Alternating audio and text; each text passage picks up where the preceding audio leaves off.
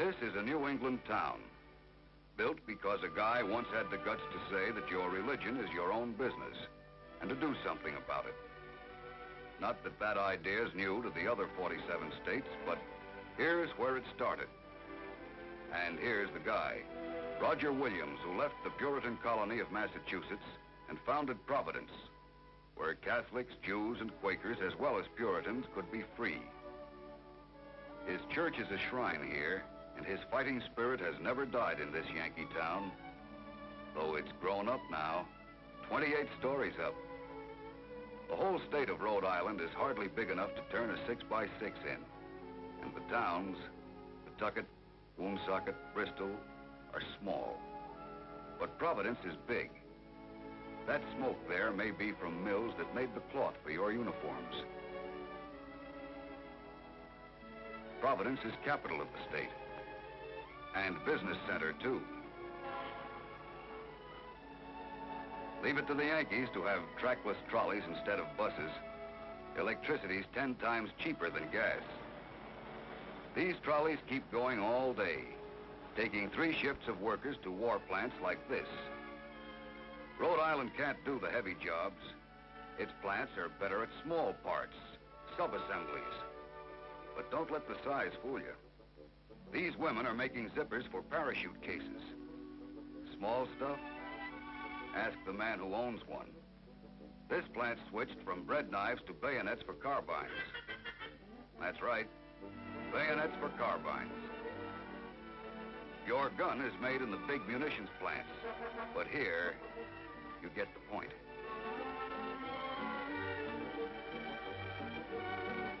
Lots of you shop from Army Exchange. And believe you us, those pictures aren't half as sharp looking as the real thing. You can count on a nice, juicy thank you letter if you send one of these to your pinup back home. Jewelry's a big thing up here, but most of what they're making now looks best on OD. These girls work with loving care on bars, oak leaves, chickens, and all the way up to the Combat Infantry badge. From shop and school, Rhode Island goes to war. Reserves and V-12s cram on how to stay alive in historic halls where once men learned how to live. Brown, first university to state in its charter that men of all faiths must be free to enter.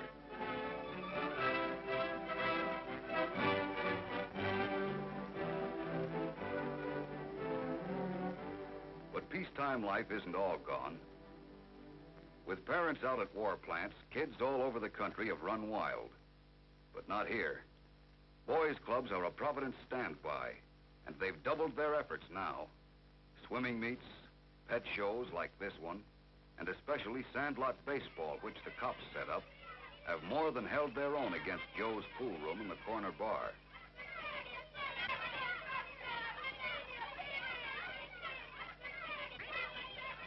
Watch his low one, Sonny. Advice from Tim O'Neill, famous old Providence coach.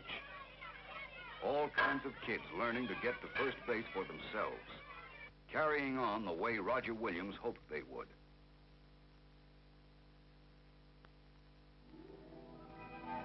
Down the coast, there's a whole other world. Newport, playground of the pedigreed. As out of place in Rhode Island as a 3-inch steak and a can of K-ration. Its gilded age was the 1900s, when the great fortunes were being made in oil and railroads. One party here cost $100,000. But what with taxes and the passing of time and the help shortage, the 100-room cottages are for sale, with no takers. This was the swanky Newport Casino, where they played the tennis matches, until the hurricane struck. Like the colony, the old clans have broken up, and Newport's glamour is only a legend now. Once, even the ocean was marked private. They looked up your family tree before they let you on the beach. But now it's open house at Bailey's Beach for GI families.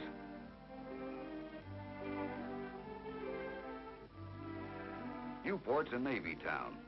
The training station dates from the Civil War. After Pearl, the blue jacket population went sky high. Here's a housing project built for service families. They're more like the year-round residents. For though it's a resort and a Navy base, Newport's a small town, too. And because it's small, it has something that's missing in so many American cities. Look at rationing, for instance.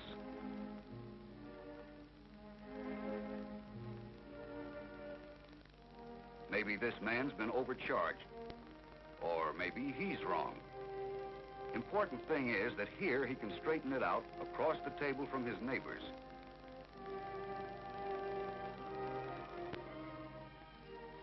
It's an old New England custom, talking things out together. It started in town meetings back in the 1600s.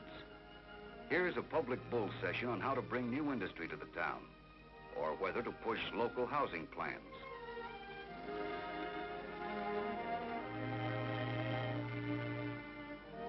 America, the place where, whoever you are, you can say what you want.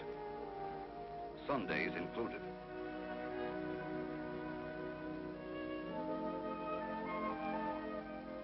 Leaving Quaker meeting, going to Mass, hearing the first reader, taking communion, or listening to the words of the Torah. So many names for the same thing. All historic churches. President George Washington visited this congregation in 1790.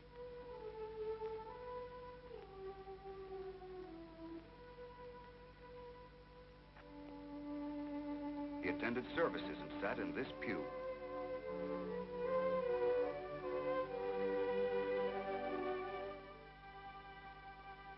Planning the fight for ideas such as these goes on across Narragansett Bay in the Naval War College, where top brass from all services goes back to school.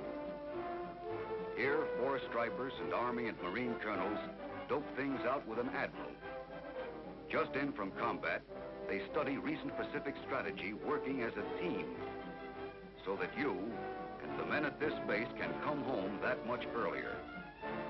They're ready, and workers from Spokane to Mobile are racing to get their ships ready so that they can pitch in with you. By the time you see this picture, these men will be in the Pacific, on that tin can lying off your island, or on the battle wagon down the bay, or in a PT boat. Up at Melville, at the torpedo station, is where the PTs train.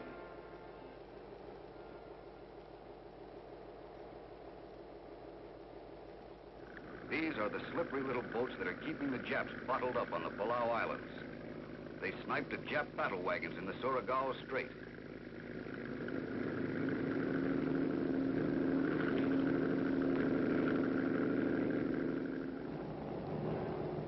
These are the PTs that now, as you move north for the kill, will be on the go after enemy supply ships.